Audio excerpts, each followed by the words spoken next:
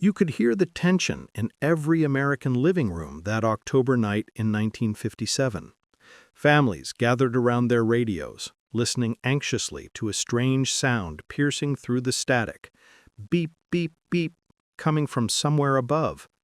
It was Sputnik, a Soviet satellite no bigger than a beach ball, circling Earth every 90 minutes.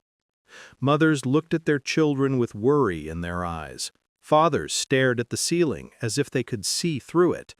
Newspapers screamed about missile gaps and technological defeat. How did we fall behind? What does this mean for our future? But what most people don't remember is the quiet determination that followed. Because that moment of fear sparked something extraordinary. The birth of an agency that would take us to places we'd only dreamed about. This is the story of how NASA came to be, how America answered fear with courage, and how we learned to fly among the stars. October 4th, 1957 began like any other autumn day. Children walked to school, men drove to work, women prepared dinner as the sun set. It was ordinary, comfortable, familiar. But by evening, everything had changed. The Soviet Union had launched the world's first artificial satellite into orbit. They called it Sputnik, 184 pounds of polished metal with 4 antennas, beeping a signal that could be heard around the world. Americans were stunned. President Dwight Eisenhower tried to stay calm, assuring the nation our defenses were strong. But everyone understood what Sputnik really meant. If the Soviets could put a satellite over our heads, they could put a warhead there too. The same rocket that launched Sputnik could deliver nuclear destruction to any American city. The headlines didn't hold back. Red Moon over the U.S.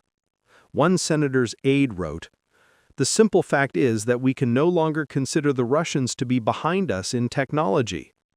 Senator Lyndon B. Johnson saw the crisis clearly. On November 25, 1957, just 7 weeks after Sputnik's launch, he convened Senate hearings to investigate America's space readiness. What he found was deeply troubling. America's space efforts were scattered and disorganized. The Army, Navy, and Air Force competed with each other for funding and talent, rarely cooperating. Scientists duplicated each other's work. Money was wasted. Progress was slow. Meanwhile, the Soviets launched Sputnik 2 on November 3rd, carrying a dog named Laika, the first living creature in orbit. America hadn't even launched its first satellite yet. The space race had begun, and America was losing. But Americans don't stay down for long. At Cape Canaveral, a team led by Dr. Wernher von Braun prepared America's response. Von Braun was a brilliant German rocket scientist who had built weapons for Nazi Germany during World War II. After the war, he was brought to the United States and now designed rockets for the U.S. Army. On January 31, 1958, just 4 months after Sputnik's launch, von Braun's team launched Explorer 1, America's first successful satellite. As the rocket climbed into the night, trailing fire, Americans watching on television felt something they hadn't felt in months: hope. Explorer 1 did more than reach orbit. It carried instruments that discovered radiation belts surrounding Earth, regions of charged particles trapped by our planet's magnetic field. Scientists named them the Van Allen belts. America wasn't just catching up, we were discovering new science. But President Eisenhower understood that military rivalry was tearing America's space efforts apart. The Army, Navy, and Air Force would never cooperate fully while competing for glory. What America needed was a civilian space agency, one focused on peaceful exploration rather than weapons. On April 2, 1958, Eisenhower sent a letter to Congress proposing exactly that. He wanted to transform the National Advisory Committee for Aeronautics, NACA, which had studied airplane flight since 1915, into something far more ambitious. NACA employed 8,000 engineers and aeronautical experts at facilities in Virginia, California, and Ohio. Eisenhower's proposal would expand their mission beyond the atmosphere itself. Senator Johnson pushed hard for the legislation. The House and Senate worked with unusual speed. On July 29, 1958, President Eisenhower signed the National Aeronautics and Space Act into law, creating the National Aeronautics and Space Administration, NASA. In his signing statement, Eisenhower emphasized peaceful purposes. Space would not be a battlefield, but a laboratory for science and exploration. The agency officially opened for business on October 1, 1958. Just 1 year after Sputnik, America had completely reorganized its approach to space. NASA's first headquarters occupied the historic Dolly Madison House in Washington, D.C. T. Keith Glennon became NASA's first administrator, sworn in on August 19, 1958. His deputy was Hugh L. Dryden, former director of NACA. Glennon moved quickly. He absorbed the Naval Research Laboratory's Vanguard program. He brought in the Jet Propulsion Laboratory from California. Most significantly, in 1960, he transferred Wernher von Braun's entire rocket team, about 4,000 people, to NASA, creating the Marshall Space Flight Center in Huntsville, Alabama. By mid-1960, NASA had grown to more than 15,000 people with facilities across the country.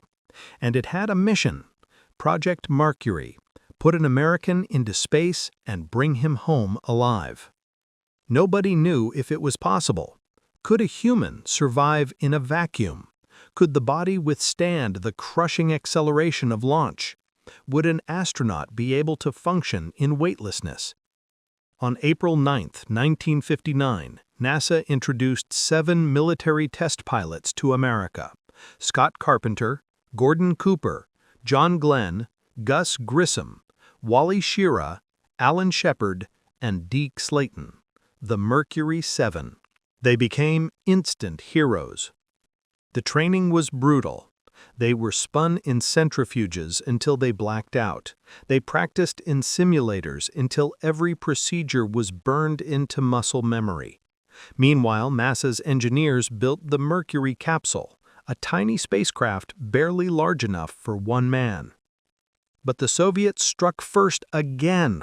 On April 12, 1961, cosmonaut Yuri Gagarin completed one full orbit of Earth in 108 minutes.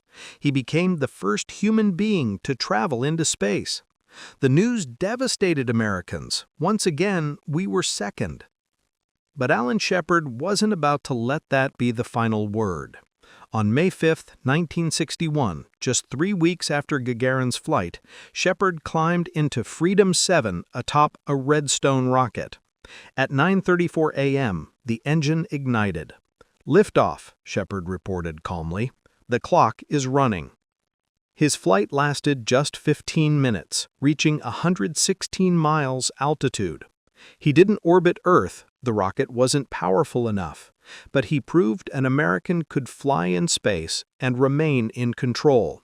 When recovery helicopters lifted him from the Atlantic Ocean, millions felt pride returning. 10 months later, on February 20, 1962, John Glenn became the first American to orbit Earth. Riding in Friendship 7 atop an Atlas rocket, Glenn completed 3 orbits during a nearly 5-hour mission. He became a national hero, proof that America could match the Soviets' achievements. President John F. Kennedy wanted more than just to match the Soviets. He wanted to win.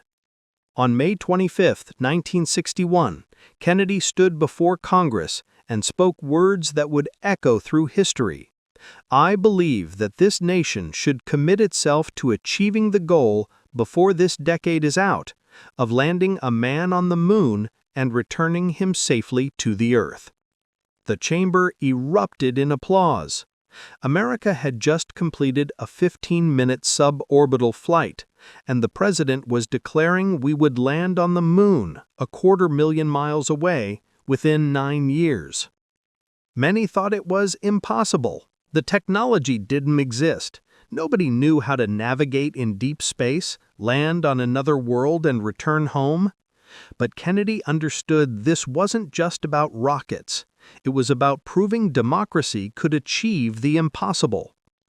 The Apollo program was born.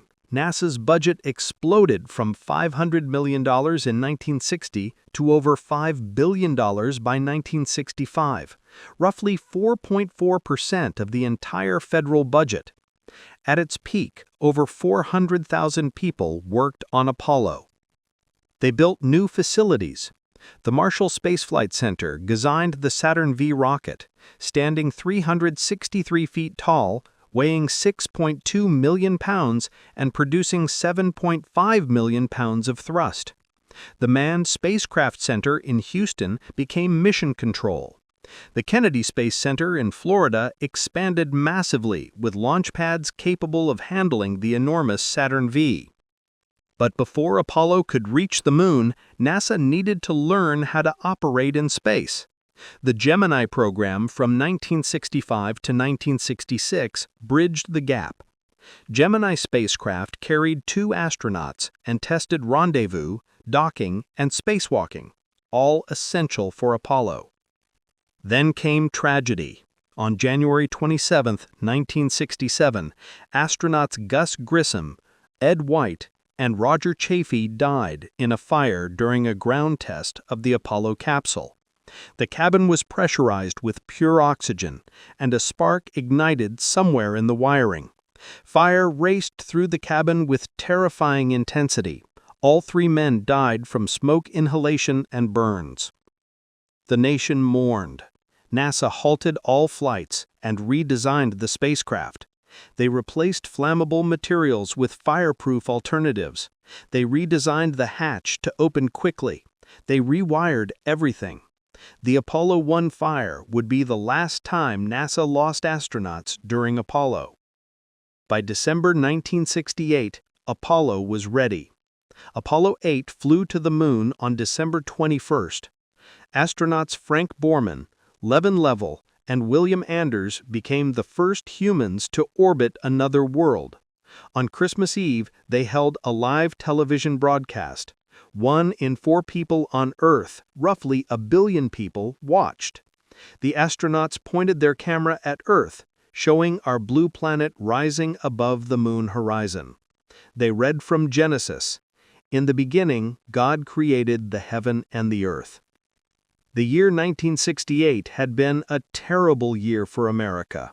War, assassinations, riots. But for a few moments on Christmas Eve, humanity was circling the moon, and the message was of hope. Apollo 8 returned safely on December 27th. They had proven the path to the moon worked. Now it was time to land. On July 16, 1969, 1 million people gathered near Cape Kennedy. At 9:32 a.m., the Saturn V carrying Apollo 11 ignited and climbed on a pillar of fire.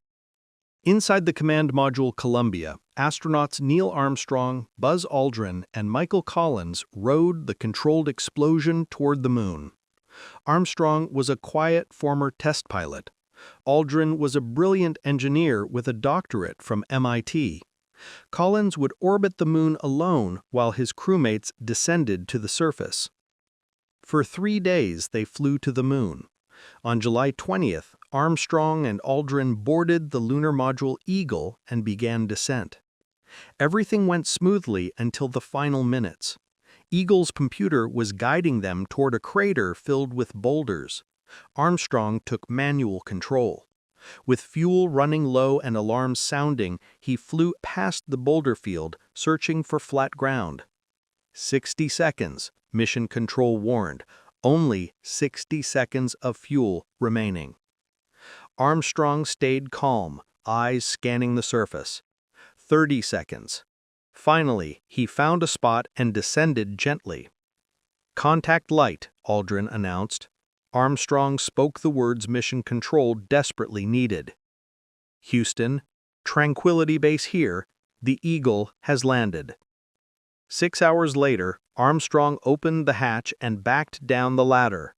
At 10:56 p.m. Eastern Time on July 20, 1969, Neil Armstrong stepped onto the moon.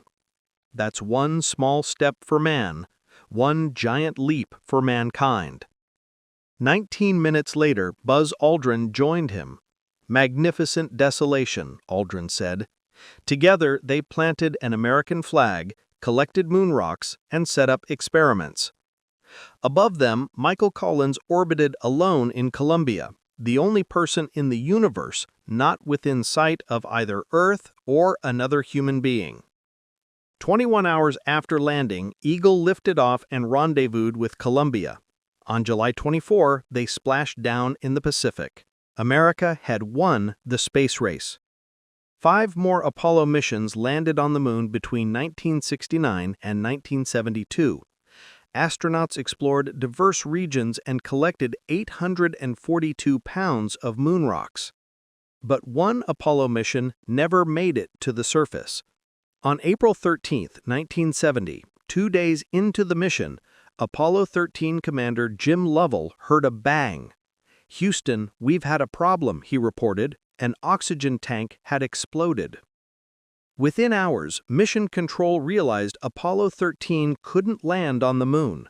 The question became, could the crew survive? Engineers worked around the clock. The crew moved into the lunar module and used it as a lifeboat. They rationed power and water. The temperature dropped to near freezing. On April 17, Apollo 13 returned safely to Earth. President Nixon called it a triumph of the human spirit.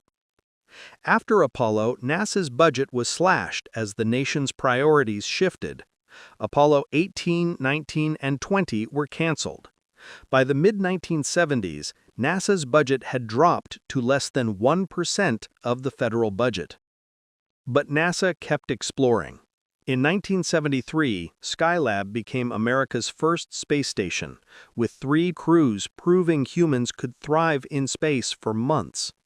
In 1976, Viking spacecraft landed on Mars, sending back stunning photos of the red planet. In 1977, Voyager 1 and 2 began their grand tour of the outer planets. Decades later, both are now in interstellar space, still sending data.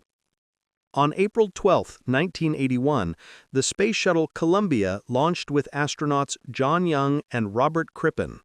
The shuttle was designed to be reusable, to make space routine.